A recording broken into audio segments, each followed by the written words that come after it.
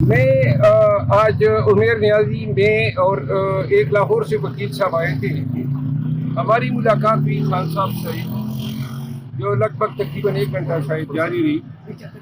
اور خان صاحب سے ملاقات میں جو ان کے کرنٹ ایشوز پہ جو ان کا اسٹیٹمنٹ ہیں وہ سارے میں نے ریکارڈ کر دیے ہیں تاکہ میں تفصیلی وقت میں قوم کے ساتھ اور میڈیا کے ساتھ شیئر کر سکوں. اس ضمن میں آج شام کو میں ایک ولاگ بھی کروں گا اور تفصیل سے ان چیزوں کا ذکر کروں گا. سب سے پہلی بات یہ ہے کہ خان صاحب کو میں نے رپورٹ دی یو کے وزٹ کے حوالے سے، بلکہ انہوں نے خود پوچھا کہ کیسا رہا. تو یو کی جو کیبنٹ ہے ان کی میں نے تعریف کی، جو کنونشن ہوئی وہ پوری کارروائی خان صاحب کو بیان کی. دوسری بات، خان صاحب نے مجھ سے پوچھا کہ جی آپ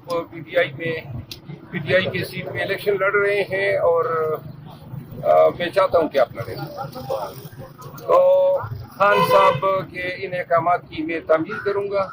کیونکہ خود ان کی خواہش جو ہے آج ظاہر ہوئی ہے.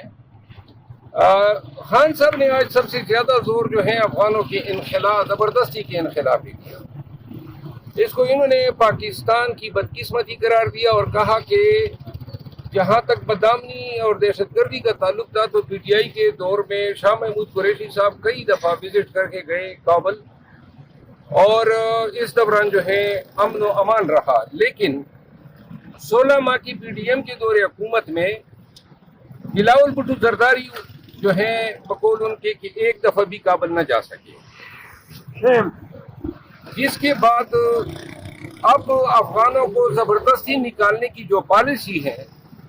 انہوں نے کہا کہ ہمارے دور میں جو حکمران تھے افغانستان میں اشرف غنی، ان کے ساتھ پاکستان کے تعلقات صحیح نہیں تھے. لیکن جب یہ حکومت آئی طالبان کی افغانستان میں تو اس کے بعد ہمیں زیادہ زور یہ دینا چاہیے تاکہ سینٹرل ایشیا کے ٹریڈ تک ہم رسائی حاصل کر سکیں اور افغان ٹریڈ کو مضبوط مستحکم کر سکیں. لیکن جو لوگ ہمارے ساتھ اتنا عرصہ گزار گئے، انہوں نے، خان صاحب نے آج افغانوں کا ذکر کرتے ہوئے مدینہ کے مہاجرین اور انصار کا حوالہ دیا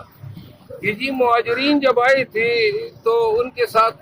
ایسا رویہ نہیں برتا گیا تھا جو رویہ آج افغانوں کے ساتھ برتا جا رہا ہے. انہوں نے اس کی شدید مذمت کی. انہوں نے کہا کہ یہ پاکستان کے لیے نقصان دہ ہیں، افغانستان سے تعلقات اور ٹریڈ میں بھی، اور ہر ہمسائے سے بہتر تعلقات جو ہیں وہ پاکستان کی فارن پالیسی کا جو ہے بنیاد ہونی چاہیے. خان صاحب نے جو ہے پارٹی کی سیاست کے حوالے سے کچھ انسٹرکشن دی. اس کے علاوہ چند سوالات جو تھے وہ خان صاحب نے جو ہے خصوصاً انہوں نے کہا کہ جی یہ میاں نواز شریف کے لیے جو نظام انصاف فراہم کیا گیا، انہوں نے کہا کہ اس نے جسٹس سسٹم کو پاکستان میں دفن کر دیا ہے. جب نواز شریف قانون کے اوپر ہو گیا اور ہمارے لوگوں کو جو ہے پکڑ رہے ہیں، اور ساتھ میں انہوں نے کہا کہ ایسے نظامی انصاف اور ایسے رول آف لا پہ کسی قوم کی ترقی کی کوئی ضمانت نہیں دی جا سکتی. انہوں نے کہا کہ 16 مہینے انہوں نے اقتدار کیا، اب ایک دوسرے پہ الزامات تراشی کر رہے ہیں. پیپل پارٹی کہہ رہے ہیں کہ نون والے حکمران تھے، جبکہ نون کے لوگ کہہ رہے ہیں کہ پیپل پارٹی جو ہے یہ ان وزارتوں میں براجمان تھے. انہوں نے کہا کہ ہماری بیک بون اوورسیز پاکستانیز ہے، اور اوورسیز پاکستانیز تب ڈالر لائیں گے پاکستان میں جب حکمران اپنے ڈالر جو ہیں باہر نہ بھیج رہے ہو. جب یہ اپنے ڈالر باہر بھیج چکے ہیں، لوگوں کا اعتماد نہیں ہوگا کہ وہ اپنا پیسہ پاکستان میں لا سکے. ان حالات میں خان صاحب نے کہا کہ جب تک فیئر اور ٹرانسپیرنٹ الیکشن نہیں ہوں گے اور عوامی مینڈیٹ کے ساتھ کوئی حکومت نہیں آئے گی، تب تک جو ہے پاکستانیوں کا، قوم کا اعتماد جو ہے پاکستانیوں پہ ڈیولپ ہونا یہ بہت مشکل ہے. انہوں نے تمام مسائل کا حل جو ہے عوام کے ووٹ اور مینڈیٹ کے احترام کو قرار دیتے ہوئے کہا کہ انہوں نے یہ بھی خدشے کا اظہار کیا کہ جو جدید دہشت گردی کی جو لہر آئی ہے، انہوں نے کہا کہ ہو سکتا ہے کہ حکام اس کو شاید جواز بنا کے الیکشن کی تاخیر جو ہے اس میں ڈھونڈے، لیکن انہوں نے کہا کہ پاکستانی جو ہیں ان کو یہ احساس ہونا چاہیے کہ ملک کی موجودہ حالات میں واحد حل جو ہیں فیئر الیکشن ہیں۔ انہوں نے الیکٹرانک میڈیا پہ پی ایم ایل این اور حلیم خان کی طرف سے جو کمپین خان صاحب اور ان کے اہل خانہ کی جانب خلاف چلائی جا رہی ہے، اس پہ دو باتیں انہوں نے کی۔ خان صاحب نے کہا کہ جو ان کی اہلیہ ہیں بشرا بی بی، جس کے تانے بانے جو ہیں فرق ہوگی یا ان کے دیگر ان کے ساتھ توڑے جا رہے ہیں، خان صاحب نے کہا کہ ان کی اہلیہ کا بینک اکاؤنٹ تک نہیں ہے، اور 5 سالوں میں جب سے یہ باہر نکلے ہیں تو صرف عمرے اور حج کے لیے نکلے ہیں، تو لہذا ان کے شوہر فرق ہوگی کے شوہر جو گجر صاحب ہیں اور ان کے سسر جو پی ایم ایل این کے ایم پی اے تھے، تو لہذا اگر ان پی ایم ایل این کے ایم پی اے یا ان کے بیٹے کے ذرائع آمدن بڑے ہیں یا ان کے بہو کے بڑے ہیں، تو اس کے تانے بانے مجھ سے یا میرے خاندان سے کس طرح جوڑے جا سکتے ہیں؟ کیا ثبوت ہے؟ اگر جوڑے جانے چاہیے یا اس نے این او سی لیے ہیں تو ان این او سی کا مستفید ہونے والا پی ایم ایل این کا ممبر پارلیمنٹ تھا، صوبائی اسمبلی کا۔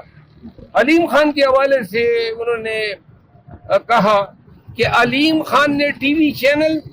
صرف اس لیے خریدا ہے کہ جو 200 ارب روپے کی فارسٹ کی، محکمہ انہار کی اور ایل ڈی اے کی جو زمین اسے ہتھیائی ہوئی ہے، اور جو 200 ارب کا میٹر ایل ڈی اے میں آج پینڈنگ ہے، صرف اس کو بچانے کے لیے چینل خریدا، اور وہ سیاست میں بھی اس ناجائز آمدنی کی دفاع کے لیے ہے۔